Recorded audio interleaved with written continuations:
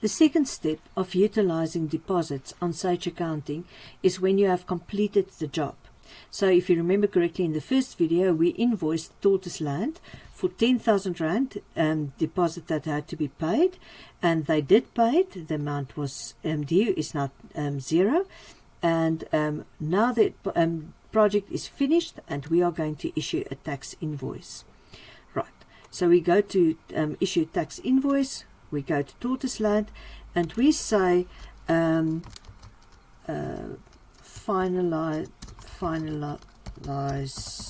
project, or whatever you choose your description to be. Now our date is a few days later because the project did take a few days, and we are going to go and we're going to choose our items. Now let's see what we have here. Let's say we provided them with some guns that shoot, let's say 2 of them, and that was a total price of 4,000 or 2,000 Rand per gun.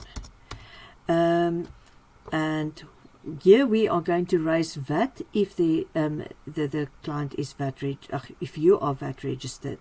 The next item that we provided them was some hammers, for whatever reason. It sounded like a good idea, and I think 100 of them at 50 Rand each sounds like a reasonable price. I have no idea. And then I need some more items to make up the rest of the things, and then we bought food for the rest of the amounts, and that was just one, and that was a total of let's say 20,000 minus 10,603. Well, it's not going to work out precisely in any case, so let us just go for roughly 10,000 Rand. Right, so the total amount of my invoice is 21,850 Rand. Now the thing is, they have already paid 10,000 Rand. So here's what you do. You go to your item and you say account, and there you choose your deposit control, and that was the 50% deposit paid, and that was 10,000 Rand. We had no VAT on that, remember, and now we put that in actually as a minus,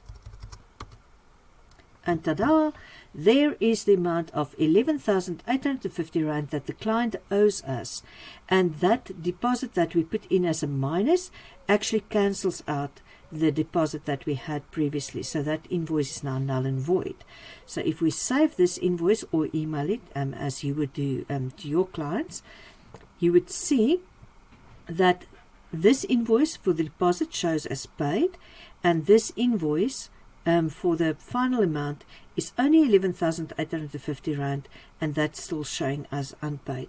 If we go to the customer account and we go to reports, we go to customer transactions. I just want to quickly show you what happens there. Tortoise Land, you go to view report. Here's the deposit on the project that was invoiced. Here's the payment for the deposit. Here's the final project cost that was invoiced minus the deposit that was already paid, and what is due now is 11,850. And if the client pays this, they would have paid 21,850 Rand, which is the amount that you should have received. There is the reconciliation of the deposit control account, but that is your consultant's job, and they might ask you a question or two to help them, but otherwise you can just, if you do this part, we will do the rest. Enjoy.